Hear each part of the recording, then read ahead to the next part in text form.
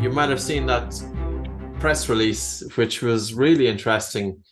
And it's talking about a pro athlete. So this is from the Washington Post, trained with tape over her mouth. So she's, as far as I know, she's the world number one in tennis, but I stand to be corrected. She's from Poland. And the whole conversation, I suppose this brings on a bit of shock, not to us. And that's the conversation that we're going to have. This is something that we've been advocating for over 20 years. And I'm joined with Ximena, if I pronounced her name correctly, and she's from Colombia, and she's got a lot of deep roots in tennis. Her husband is a tennis coach, and we're going to have a conversation, and also with Daniel. So Daniel is a former pro tennis player, and I'm going to take a back seat. So I'm going to just sit here and listen to you guys. So yeah, this is going to be an interesting conversation. I can imagine a lot of people, the reason it got so many headlines, that photograph has gone viral pretty much. I went in on Instagram that day and it was everywhere. And people are talking about it. It's great to see. But the strange thing is, when she was asked, what was it for? She wasn't sure. That's what we need to untangle. It's all yours. Mm-hmm. Thank you, Patrick. Hi, Daniel. How are you? Good. How are you? Good. Thank you. I don't know if you want to start, Daniel, since you're a former tennis player, because that's something very important. Iga seemed not to have clear why she and for what are the benefits behind that tape, and we can go ahead and share. Yeah, well, I don't know either, but I do know at that level, you know, you have doesn't matter what sport, you have all these coaches around you that kind of tell you what you're doing it for, and they have an innate trust in their coaches to do certain things, and they may just do certain things and then they explain it along the way. So I don't know the case here, but the tape that you developed, Patrick, is, I guess it looks like this, and I think it's good because it's also orange, but it's got a little hole in it, so the tape she used is different. And I don't know when you developed this, Patrick. It's been around for ages. So it's one of those things. It's just been brought up to light. So as a former tennis player myself, it's very interesting to see, and I think also in a few years we'll see more of this. Just focusing on breathing in different ways. But this is the first time I see somebody mouth taping while they're practicing. I haven't seen that before. I don't know if you've done that, Patrick.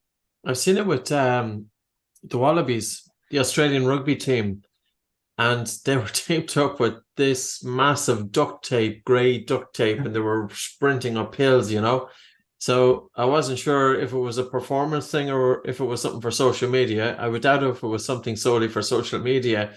Sometimes people like attention. So I suppose to tease it out, why would you switch from mouth to nose breathing? I'll kind of just talk a little bit about it and then jump in as you do. So it's more difficult. We know that.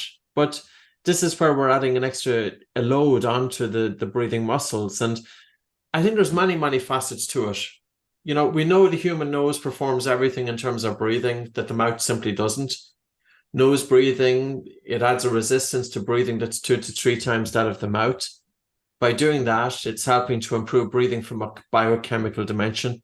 So what does that mean? Well, if you do your physical exercise, especially training, as she is doing here, with her mouth closed, she's training her body to do more with less.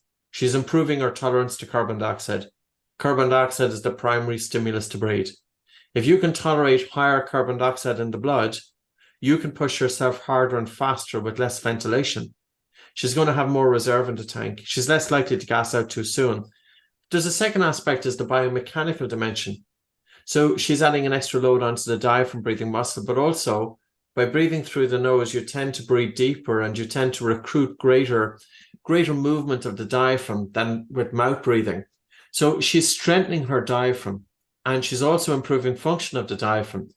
And that's very important, because if you have a stronger diaphragm, it's less likely to fatigue, but also you can do more with less. So you will have less degree of breathlessness for the same intensity of physical exercise. Like, it kind of makes sense. And then there's a psychological component to it. You're doing your physical exercise and it's pretty tough doing it with mouth taped, and That's why we wouldn't always recommend doing extreme stuff. No sprinting, for example, with the mouth taped. You want to add an extra load to the body, but you don't want to overdo it, because a good stress can become a bad stress. You're exposing your body to a degree of air hunger that's a lot stronger than, so she's doing a rally there. With her mouth taped, the air hunger is stronger. She's training herself not to react to the discomfort of the air hunger, because breathlessness can be off-putting. So there's a psychological aspect to it. I think there's a whole lot going on there, you know. I think it's a really interesting thing. I would have loved if she had known what's happening. You know, the research is coming out, and even long term, if you bring that into your training regime, while it is tougher at the beginning, your body adapts to the higher tolerance of CO2, the air hunger diminishes, and your performance is improving. It's a very simple thing to do with a lot of gains, you know. What are your thoughts, guys? What do you think about concentration and focus regarding working with the tape, for example? I mean, we know about blood flow in this part of the brain and everything, but regarding also working and just being there, having your attention all being on your breath and controlling it back to kind of get the discomfort away. So that's something I think it's very important to I mean, it helps a lot also for concentration and focus, doesn't it? Yeah, I mean, I think that it's the tape puts focus on the breath in a different way versus if you just tell somebody focus on your breathing. This forces you in a different way. So when I train tennis players, I usually have, you know, before, during, and after, those three sections. And I usually focus on the recovery side. This is where most people start and focus on, because it's the easiest way for many reasons. And then you go to before and then during. What they've done here, I don't know if they've done that, but and then I focus on changeovers, which is the time, like a micro reset in between games, and then in between points, and then in between first and second serve, all these micro resets. But they're doing this tape while practicing, which is, for me, the last step, because now you really need to know how to, you know, use your breathing in the right way. But sometimes that forces you to kind of, I guess, it elevates it right up to the top right away. So there are many different ways. It's always interesting to see. But what I normally do is, you know, focus on after and before I actually move into the actual during. But it's interesting, Patrick, to see that most athletes that you see are usually on the recovery side, and now you see somebody in practice doing this. That may be for other reasons as well, but I think it's great. I think it's overall it's great. Sorry, Daniel. And I think it's very important because for people to know that doing this right from the start, it may not be either comfortable or good for your practice. You have to have a training, as you said, as you mentioned. We usually work in turnovers, recovery, doing the training to get to get the body used to the lack of, the excess of CO2, that biochemical, or the breathlessness with breathing, to get used to it. And then you can go to start a little, get in the courts, put your tape on, because I've done it with my players. Put the tape on, but just on like when they're kind of starting to hit the ball, the first 5-10 minutes, and see how it works.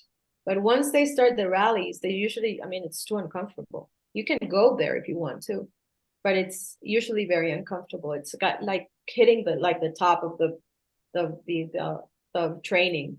So it's very important for people to know that it's not something you can go out. I'll tape my mouth and just go into the court and try to do it. Yeah, maybe she just, I don't know if she used it just for warm up. I don't know if she did the whole practice or on and off.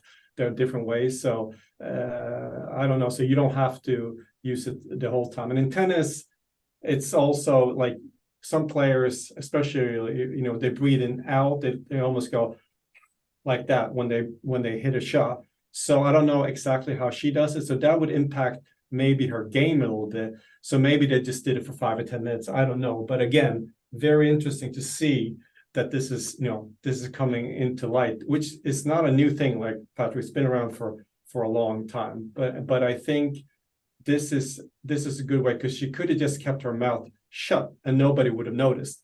So just by having that, people notice. So I think, just like the sports mask, people notice when you put something on, because otherwise you don't notice. So I think it's great. And I think just from she's doing it, other people will look into it and they will start doing similar things or other things in breathing. So I overall, great. And I've seen a lot of top athletes the last, I would say 6 to 12 months doing a lot of breathing exercise, but especially on the recovery side,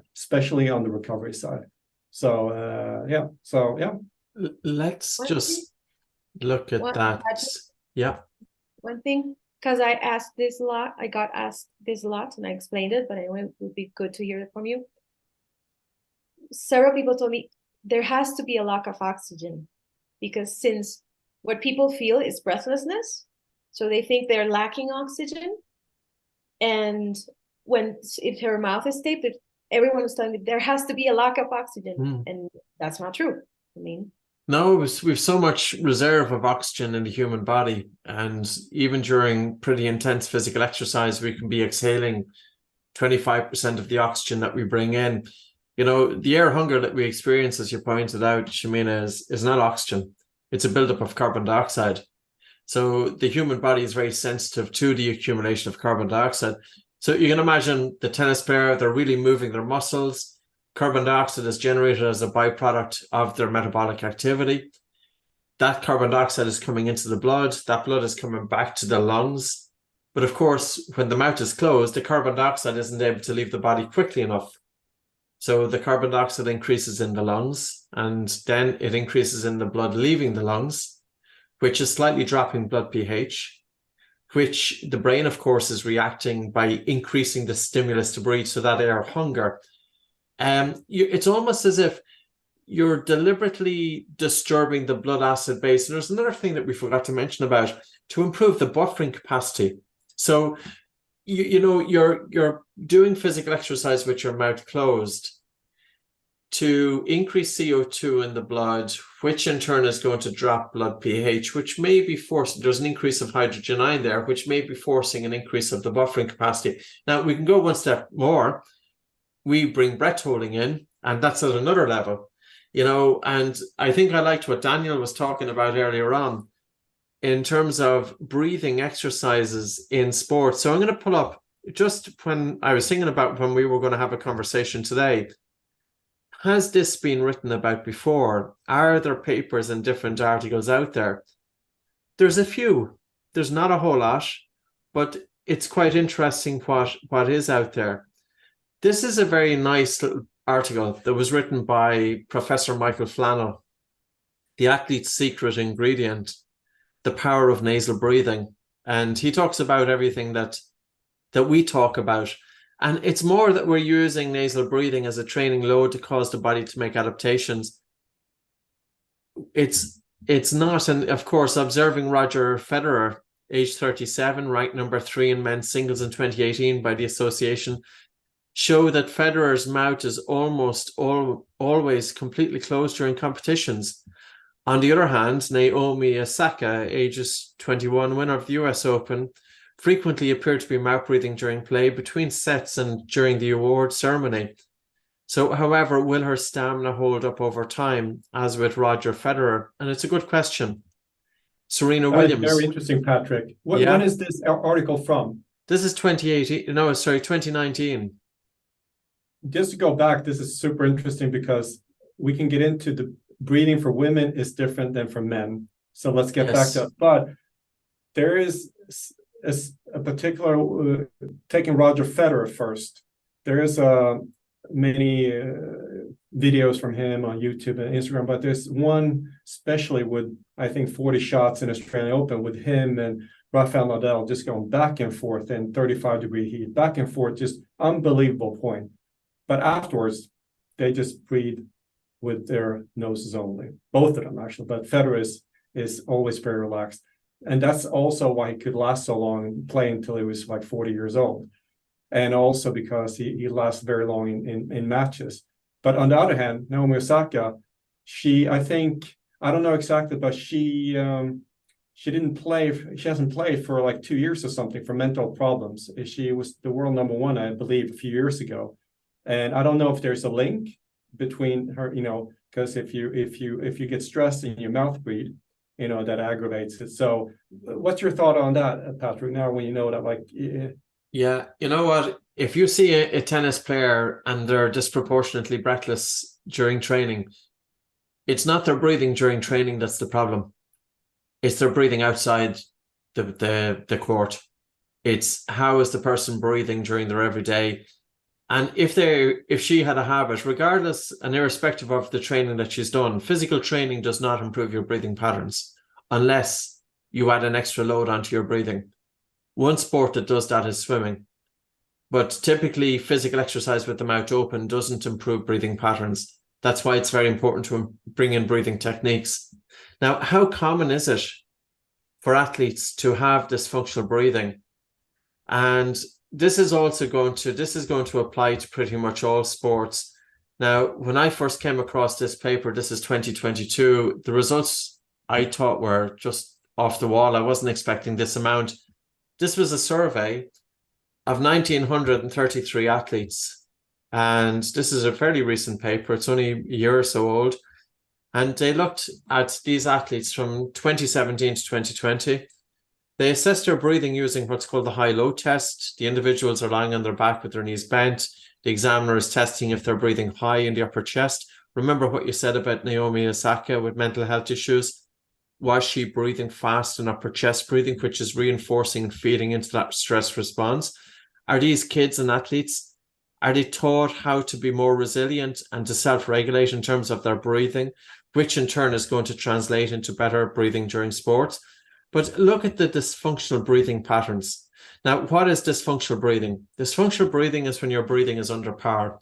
Your breathing can be a little bit faster and harder, upper chest, irregular. And this is going to affect your physical performance, but it's also going to affect your mental performance. It can affect your sleep. You can have disproportionate breathlessness. You're more prone to injury. So there's a number of very important aspects here because breathing often gets overlooked. 90% of athletes had dysfunctional breathing. So out of the 1,900 athletes, 1,751 had dysfunctional breathing. Athletes with good recruitment of the diaphragm. So you can imagine the stress on the body in terms of all of those movements. You need good recruitment of the diaphragm to provide stabilization of the spine. Only 9.4% of athletes in our sample had good recruitment of the diaphragm. And if we look a little bit in more detail, the highest percentages of dysfunctional breathing, middle school kids, followed by elementary, 91%, high school, 90%, professional and semi-professional athletes, 87.5%, collegiate athletes, 84.8%. A lot of dysfunctional breathers. So it's coming back to your points. Yeah. That's something people find it difficult to understand, that they are so well conditioned. I mean, they work so much with their body. They find it very difficult to understand that their breathing is not well. I mean, that they have dysfunctional breathing. So that's something to make awareness of, that not because you are very well trained, your breathing is right. I pretty much think that, for example, you see in tennis, most of them, I mean, top ranked players, women or men, are mouth breathers, even when they're sitting down in the turnovers. And it's just a bad habit. I mean, just not knowing that you can close your mouth, breathe through your mouth, and all the benefits that it has when you can close your mouth and start breathing your mouth, how much recovery you gain, the capacity to recover faster when you just close your mouth. It's just a bad habit, and that's something people don't know. They think they need to. It's just a bad habit. And you can correct me here, Patrick, but I think the brain, as the nervous system, only sends the instruction to the mouth to open up when oxygen saturation is between 50-55%. When we're pretty much fainted by then. So as a reaction, as a nervous system reaction, the brain only sends the mouth the instruction to open up just when oxygen saturation is that low. Yeah, Which means, I've read it in some Yeah, of the that's amazing. Pålsson. So just to add a little bit of context, I hadn't come across that. So our normal blood oxygen saturation is between 95 to 99%.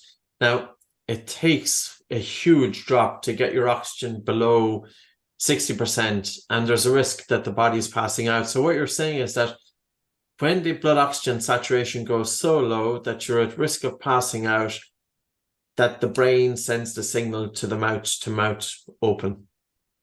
Yeah. Which means that when you're in 90, 87, you should breathe through. I mean, your body should be breathing through the mouth. I mean, we are, so nose, I'm sorry. You should be breathing through your nose. I think it's a very natural thing to do. I'm just gonna, because I suppose Daniel and Ximena, people will be wondering, how would you identify then dysfunctional breathing if you were working with tennis players? And this idea here, this is based on the control pause from Buteyko method. It's the Bolt score in the oxygen advantage, because it's difficult to have a screening tool. So imagine you have 5 tennis players in front of you and you want to identify, do they have functional breathing or dysfunctional breathing? This professor here, he's professor of physical therapy, and he recruited 51 subjects to this study. 27 were female. They're 27 years of age.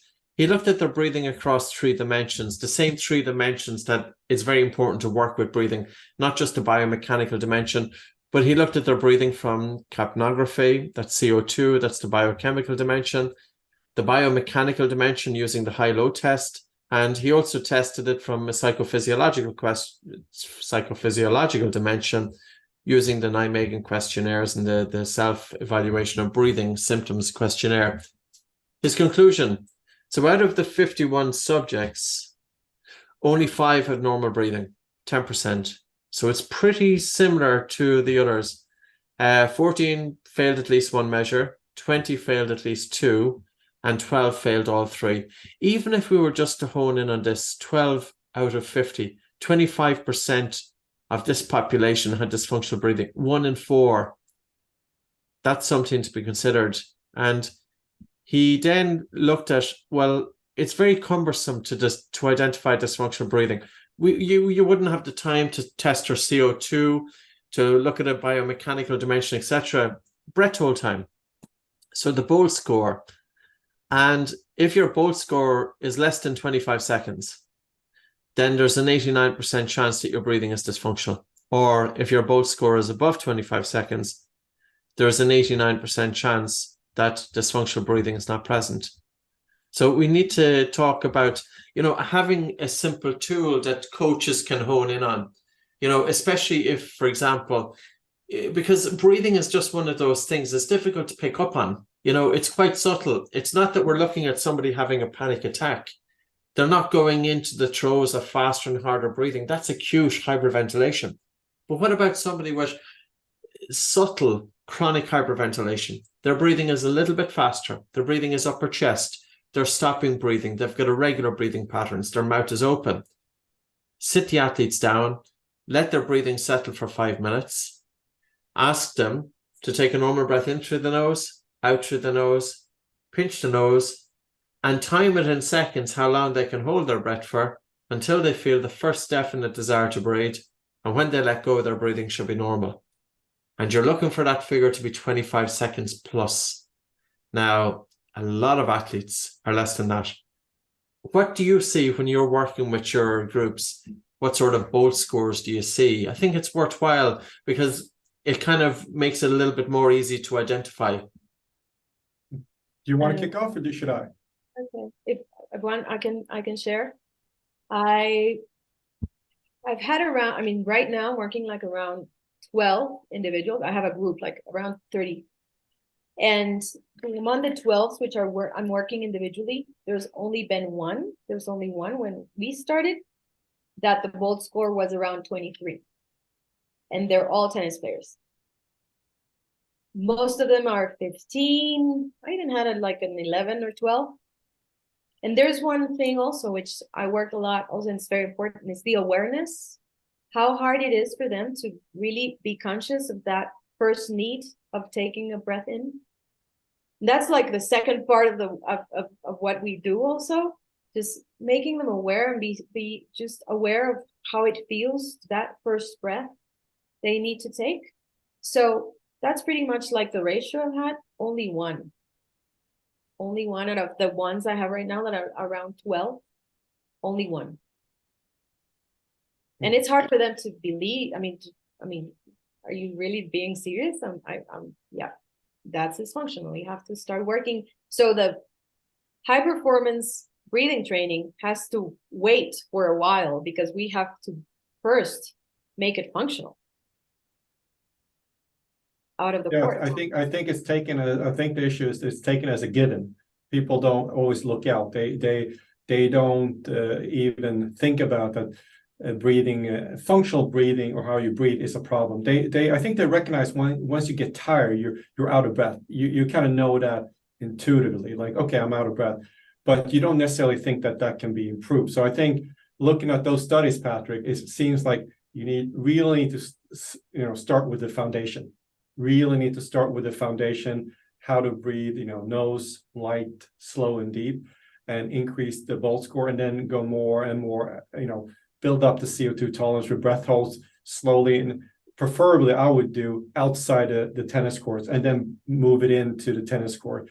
There's not a set way of doing it, but that's just the way I do it. So it seems to me if 95%, even if it was 70% or 50%, if that figure is even remotely close, you really need to start with foundations. If it was anything else like muscles or anything else, people would of course get it, because if your legs were too weak or anything else, it would be, or nutrition, it would be if you were eating in a certain way. But with breathing, I think it's coming into light now that it's important and you need to have functional breathing. But up until the last few years, I don't think most people recognize it at all. But it's been an avalanche the last 2 or 3 years. And you know it better than I do, Patrick, because you've seen it for a much longer time. And the progression, I guess, right now is much faster.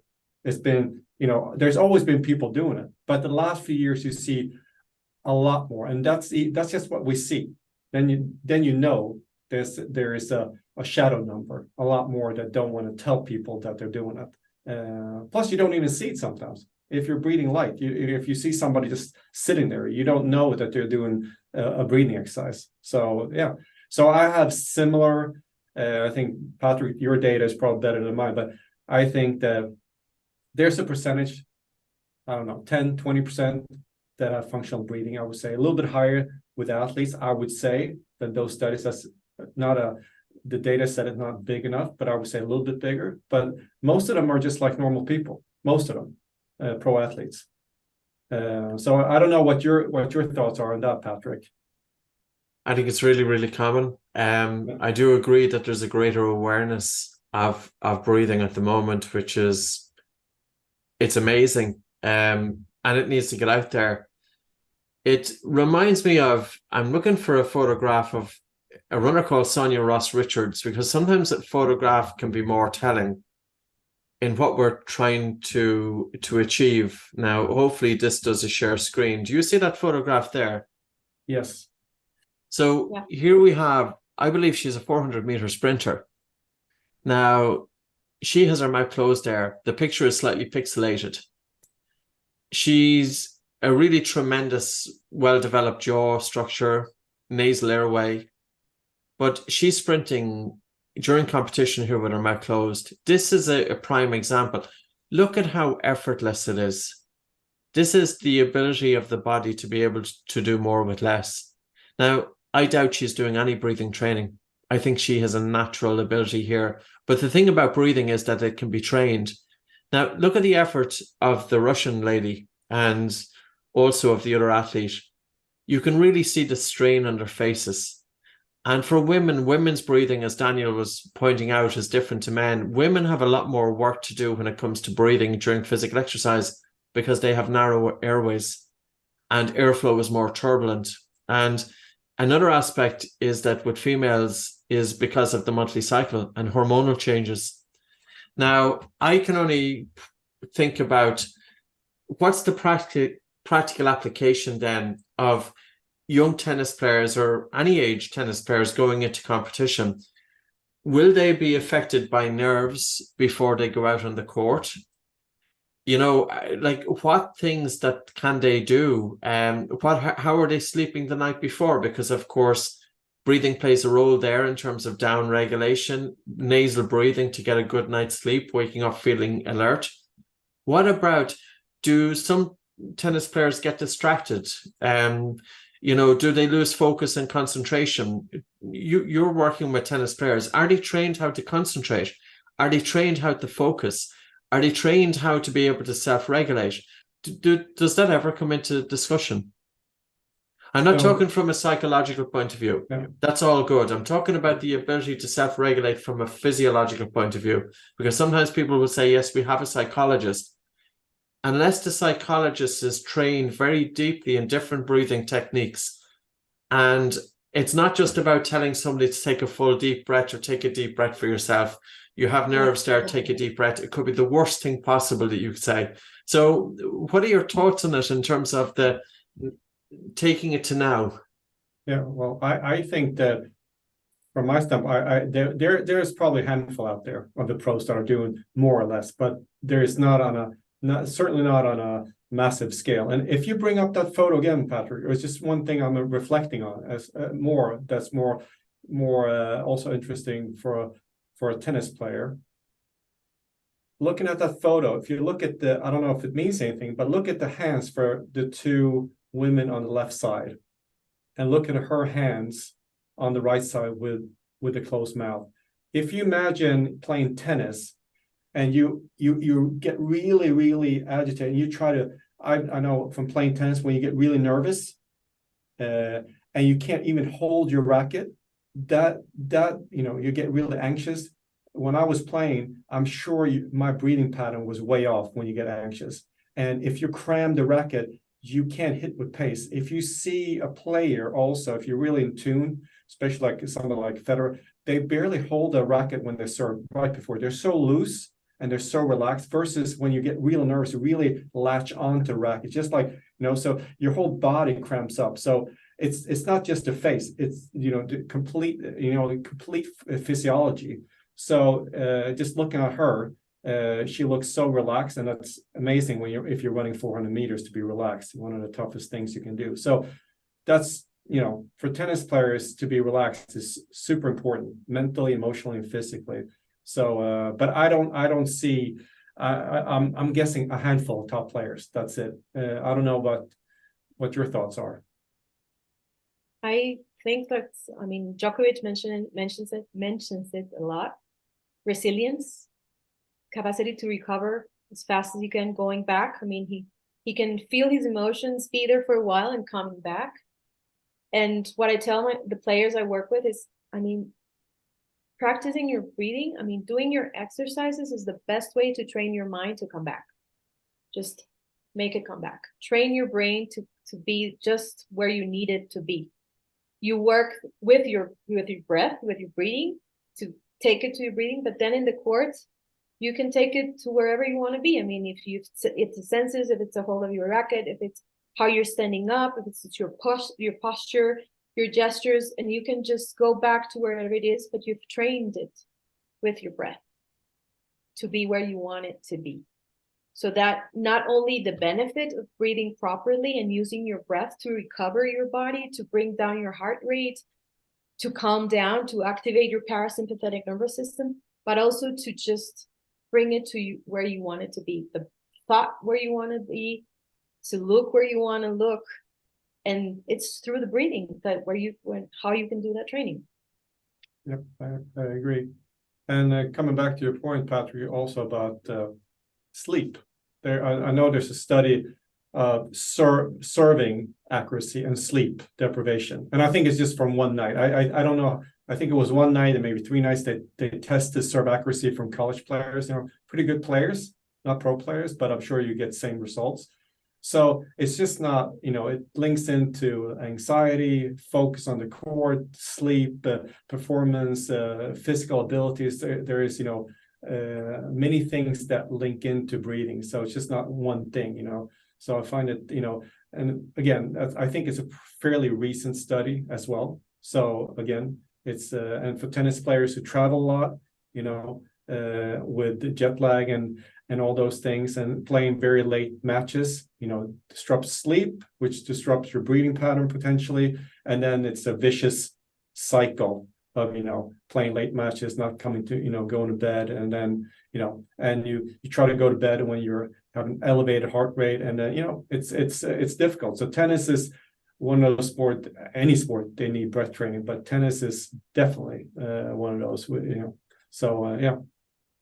So in terms of, because sometimes people might say, well, I sleep really well and I don't have anxiety before going out, but how about flow states? Because I know this is something that you're interested in, Daniel, and I think this is a coveted state, really. You know, if it wasn't coveted, athletes will be able to reproduce it at will. It can be taught, this can be learned. But I don't think anybody is going to access flow state if their physiology is in that sympathetic drive, that fight or flight response. And again, it's not as if they're having an anxiety or panic attack. You probably will see nothing, but at the same time, it's going to affect their performance, especially state of mind. And the other thing is sleep that you spoke about. You know, bring it home to us. Like, if we have a poor night's sleep, of course it will happen to anybody. Are you really functioning to the best of your abilities the next day? Can you tap into that flow state? Can you bring your attention fully into the moment, whereby your attention is moving simultaneously, moving with time? The action is effortless. The right action is happening by itself. It's almost as everything is slowed down. And this is really about the pinnacle of achievement. And you know, what are your thoughts on that? Because you know that there will be a small bit of people saying, or a small number of people saying, everything is working absolutely perfect. But let's take it to one level. How about the person who's already up there? Can we go that extra 1%? I'd say, Daniel, I don't know if you'd agree with me. And I was mentioning to Patrick before about the final, Roland Garros final this year, Alcaraz versus Djokovic, where his body just shut down. At the end for Alcaraz, that's what happened. He's obviously a mouth breather. He's just absolute dysfunctional breathing. I've seen him out the court. He's always with his mouth open. And his body, I mean, he's number one. He's number one. And even then, I really do think, I mean, no test made, but seeing him breathe, seeing him, the intensity in which he plays, and the tension he had in that final, just trying to beat Djokovic, and his body pretty much collapsed. He got cramped.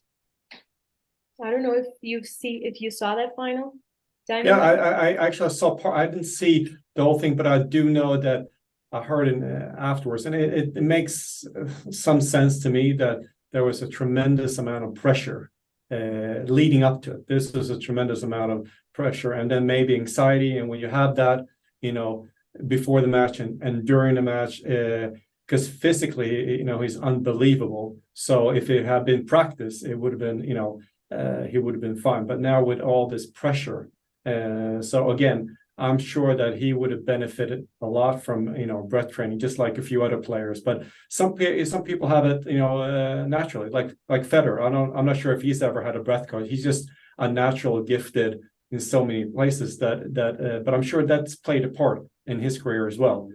That he's very relaxed when he plays, so he can last long. He can hit the ball with accuracy and hits it hard. So versus some other players that really, really have to will it to make it to the same place. So, but it's so subtle that that's the thing. You don't see it. It's so subtle. It's almost like tennis shots. You know, if you're a tennis coach, if somebody has a good technique versus somebody who's really never seen tennis. Same thing with breathing. It's pretty subtle. You think a forehand is a forehand, but when you see it, it's not like Patrick said, it's not a panic attack versus good breathing. It's more subtle. It's like an interval of very good to moderate to, you know, a little bit below moderate to bad to very bad. So, and that whole spectrum. And the thing is, if you're medium or below and you're a top athlete, you really have to will it. You really have to compensate after and before to be able to have a long career. I think that's the reason why some athletes, they don't last many years. It's too taxing on their nervous system physically mentally and emotionally. That's why you see people have mental problems. We see Robin Sarling that we did a podcast with a couple of years ago. Could have been the same with him, Patrick. Many other athletes, not just tennis players. So yeah. So good thing to mention is because tennis, you pretty much during a tennis match, there's more time when you're not playing than when you're playing. So you have to learn what to do with that time, because your mind will wander around and whatever is happening will take you even worse, will make you can tell yourself worse story than it is. So using, your breathing and your exercises to calm down during those many pauses, because you have in between 15-25 seconds between each point, and then you have a minute and a half, and then you can have 5 minutes or even 7 minutes if you want to go to the bathroom. And the rallies may be long, but they won't be long every time. So there's more time when you're not playing tennis, when you're not hitting the ball, than when you are in a tennis match. Is this the reset that you were, or sorry, Ximena, I thought you were finished. Sorry. Is this the reset you were talking about, Daniel? So say, for example, you hit a bad shot. You don't want to be carrying that throughout the rest of the game. So. No, I think it's like basically coming back to, we talked about this many times, Patrick, your book, Atomic Focus. The ability to let go of that point and just be fully present, so the energy doesn't, negative energies doesn't carry over. And I think that actually some players could use it in a positive way. Like Novak Djokovic in tennis, is his whole body posture and his whole demeanor and the way he focuses when he really has to is, for me, unparalleled. It's unbelievable that you can see when he's going to win. You can just see you can see it. Versus somebody like Nadal, who plays every point like it's his last point. He does it over and over again. But like you can actually see the focus on those players. And I think that's a big reason they're unbelievable. The mental strength that they have to just be able to sustain that over and over. And I think they're very good at being present, although they're very different. They're different personalities. But I think, again, that's the key. The ability to focus, and they've been doing it for so long. So if you think about the previous point, you spend a lot of energy on that. So I think that is one of the, like you said, and if you spend more time not playing than playing, that becomes that could be a problem. Thinking too much in tennis is a problem. I certainly know how that is. So that's going back to flow states, when you kind of shut down the prefrontal cortex and you're just in the flow, you just act. So yeah, it's obviously a very mental game, because I think I read a book that was written back in 1973 called The Inner Game of Golf by Timothy Galloway, but I think he also wrote a book called The Inner Game of Tennis. Yeah, and golf, of course, it stands out. It's very much a mental game, but obviously he felt that tennis is too, unless he just had a love for the sport. To be able to put the critical mind aside, that there's no room for thinking, that really the tennis player and the racket and the game becomes one. And the breath is a good anchor for that. I want to put a question out there, youngsters. So you, Ximena, you're working with young kids as well, of all ages. They've grown up with social media. They've grown up with mobile phones. Do you consider them as distraction device based on what we were talking about here in terms of concentration? What's your thoughts on it? Definitely is. That's a whole challenge, because they're everywhere. Kids now are everywhere. They're here, there. So it's a huge challenge for them, but they love it. I was speaking to a parent last week, and he was telling me, can you do more of that, more of the tennis, more of the breathing exercises? And I do tape them. I use the myo tape in court with them, and it's amazing how the ones that kind of complain the most are usually the ones that have a harder time mentally in court. And there are some that they're okay and they just kind of flow with it, and just, it's uncomfortable, but I can do it. But at the end, they love it. They usually come each time we have a week session, and they come and, are we going to do it with a tape again? Are we going to do it with a tape again? because it's challenging and they like to be challenged. I wonder also, is it bringing attention inwards? Because to talk and to vocalize, we have to open the mouth. So when the mouth is closed, we're not in a state, we're not going to be having conversation. We're not projecting outwardly. It's almost that we're bringing attention inwards. You know, I can only think of, I know when I wear the tape, as soon as I put the tape on before going to bed, it's almost a trigger that it's time for me to sleep, and I fall asleep pretty quick with the thing on.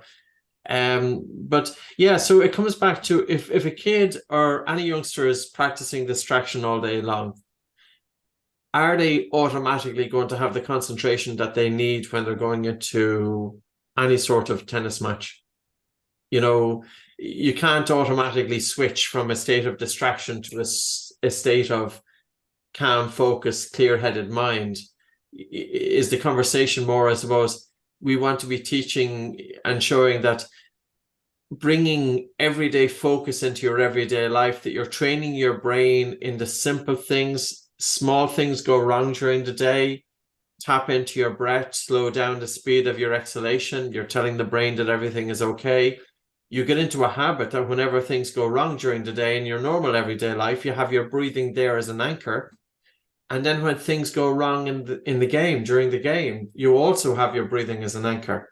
In other words, look at the big picture and don't think of just the competition in 3 months' time. The time now is to start bringing it into your way of life. In terms of the acceptance, I think it's great that the kids are enjoying it. It's great. The parents, most of the parents tell me, you know, Ximena, I love the program. But what I love most of the program is that what they're learning, they will use it when they're adults. I mean, what they're learning right now, it's not, I mean, it's great for the court and you can see they're doing better. But what is better is that they can use this for the rest of their lives because they know how to come back to the breathing, train it if they want to train it, but just they know they have this chance within them to kind of be aware and connect and calm down. So that's something where thank you for mentioning, because that's something that's been very, very, very good for parents. I mean, they love it. Yeah, I think it's very important for kids to start as early as possible to get the habit. And I think it's very important to the stress in itself, even when they play the computer games, it's not necessarily bad. It's the ability to calm down afterwards, the ability to, like you said, anchor, to be able in matches to have that. But if you don't train that and you're constantly up in a sympathetic state and you don't train to come down, you come down a little bit when you stop, but you don't come back to baseline. Your baseline of stress is going to get elevated throughout life. So same throughout every point. That's why I'm talking about this micro resets, or you can also have macro resets when you're longer, maybe for days or weeks when you do a lot of training. But these small breaks when you calm down, and it doesn't matter if it's tennis, computer games, stress at work, whatever. I think that's, if you can do that, that's a sign of a well-functioning autonomic nervous system, that you could come down, you know, instead of staying and hover in a stress state the whole time. And you can almost see it on most of these athletes that are stressed versus the ones that are not. And I think, again, coming back to somebody like Federer, he always seemed relaxed. I'm sure he got very nervous as well, but he is in a little bit different athlete, just like that woman who we saw who was running, you know, just a more natural way. And I'm sure they didn't train it. They just had it naturally. But you can train it. So some people, they do train it. But how many do you train? A lot of kids combining tennis and breathing at the same time, and what are their ages? I have a team that's the youngest ones that are between 9 and 13. Okay. 13 kids, boys and girls. And then I have, is it 9 and 13 years, or is it 9 and 9 and 13 years? Oh, sorry. 9 okay. They're 9 to 13 years old. So there's the kids and but they all train together, different groups. And it's been amazing. They love the train. I mean, they complain sometimes because it's hard, but what I usually also tell them, that I was mentioning before, is about concentration and focus. It's just, I tell them, forget about what you're feeling. Focus on your tennis. Focus on your tennis. So just move your attention to where you want it to be, and not what's not comfortable, what's disturbing you. So it's also a way that they train to focus on something else. Because when you're in a tennis court, there's a lot of things that can take your attention: noise, people, the court itself, the weather. There's so many things. But that's another way I work with them. Just forget about it. If you put your attention somewhere else, you will know you forget about it. And when they do it, it's okay, I forgot it was there. You see, it's possible. The attention can only be in one place. So just focus it. That's true. So multitasking does not work. You know, we don't want to be shifting. We just want to be focused. What ages have you taught kids? When can you start? I've got that question a few times. At what age should you or could you start with kids and breath training? In breath training? Yeah. I've had even 7-year-olds, but I do the really basics. Just they have them lay down and breathe. Breathe deep and try to make them expand. Feel how that diaphragm expands, just so they start learning how it feels to. Because every time you ask someone breathe deep, they always do. Okay, let's start from zero. So just having them play around and do a little of the potato, the steps. For the smaller kids, I use the steps. You do six breath holds a day, sometimes 12, because when they play tennis, they go to school, they don't have that much time. So it's a game. Okay, I did 60, I did 70. Sometimes I do the 15 paces and then try to slow down, or sit them down and put the finger and just don't feel. It's so pretty much like a game, making them aware of their breathing and maybe not listening to it. And I have small exercises that follow. Inhale, exhale, doing the 8, for example, or star inhale, just having them play around with the breath and see, and attention also. That's like basically but I teach them how to calm down in court, for example, and I teach them to go to the towel. When they're 7-year-olds, they're always rushing, going from here to there. But I start teaching them to slow down and pause and use, breathe, just kind of listen, pay attention to the breathing. And that's how they get started. No, I think it's very important, because for kids, if you start early, like you said, tools for life, and they can do, and then you have like Iga, who had the mouth tape. I'm sure that a lot of the top players and other people, men or women, look at her, why is she doing that? Looking into it, that will cascade into something else in the next few years, because people will find out how beneficial it is with breath training. So you have multiple levels. You need to start when they're kids, and then you have athletes. So I think you're seeing more and more of this coming. So I think it's great. And also, I think all these biometric devices, maybe everything from the pulse oximeter, but the door ring and the whoop strap, that you can actually measure your night's sleep, how you breathe.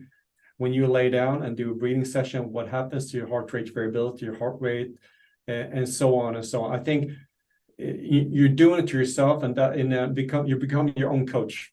So I think, and then you have more research coming out. So you have all these coming in from different, all over the place. And I think that, so you can't avoid it. Yeah, you see kids doing it, top athletes, research, biometric devices, and you see people on Instagram, especially, not just athletes, everybody doing it. So you hit, I think, like this tipping point at some stage where, if so many are doing it, there must be something to it. And then you bring it hopefully into schools for education. Then that's when it kind of tips over and it's super important for focus in school and flow states. So it's, we talk about tennis, but it's super important, 24/7 in all aspects of life, I think. So it's great to see that it's really coming more into the light, so to speak. I think in terms of the science, it can be useful. So this is just a page from our website here at oxygenadvantage.com. And when I scroll down, so say, for example, functional breathing, just your everyday breathing we spoke about, 30 functions of the nose, and it brings you through to, if I click on this, everyday performance, inducing relaxation, improving cognitive function, increased visual spatial awareness, must have some role to play. You're having your focus on the, well, especially I suppose in doubles, you're monitoring what your partner is doing, but also you've got the focus on the game.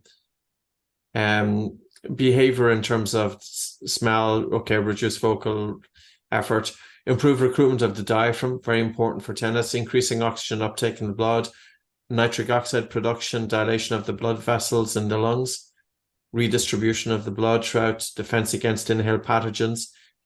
Athletes are going to be prone to colds, chest infections. Is there a way to minimize this?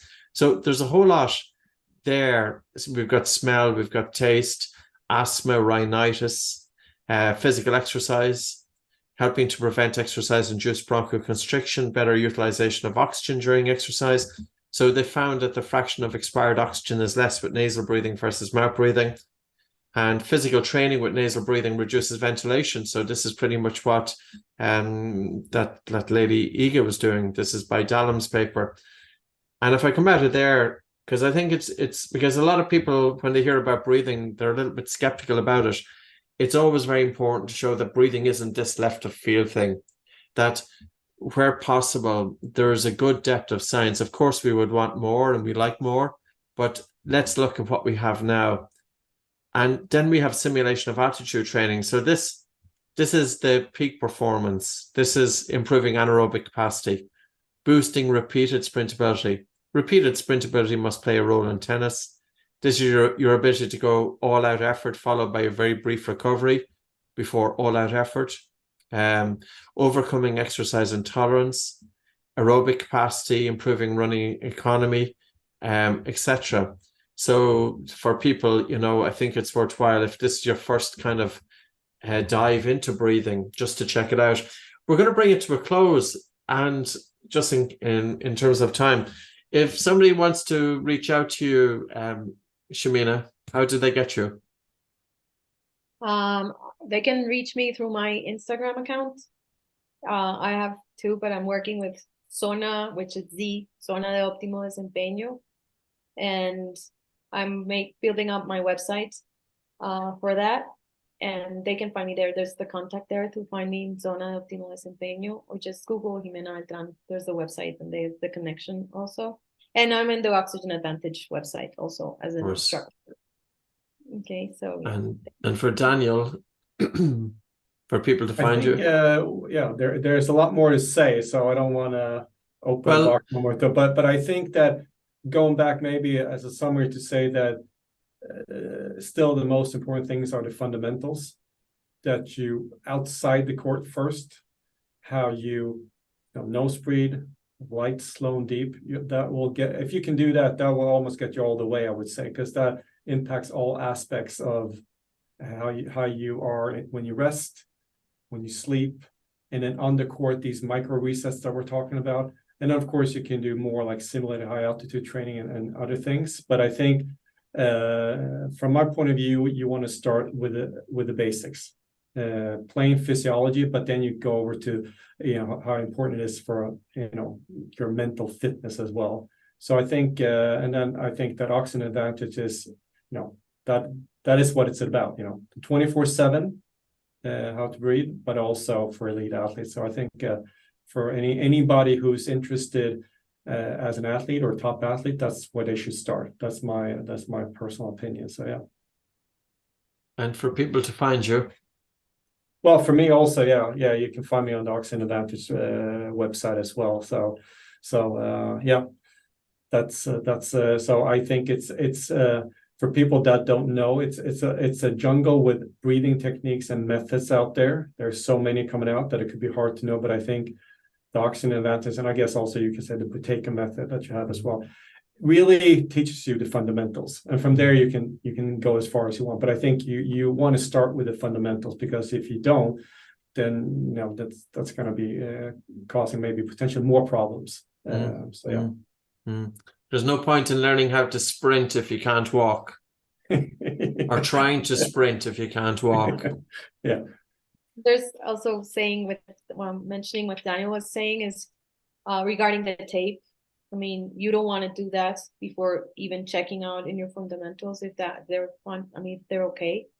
You don't want to do that if you've never done any training at all in breathing. If you don't know how is your breathing working, you don't want to strain your heart and your body that way just because Iga is doing it. Behind what Iga is doing, there's probably some training going on off the court. So that's something that's very important, the message to be out there too. Yeah. Great stuff. Well, I enjoyed it. Thanks very much, guys. And we'll close it at that. Thank you, Daniel. Thank you.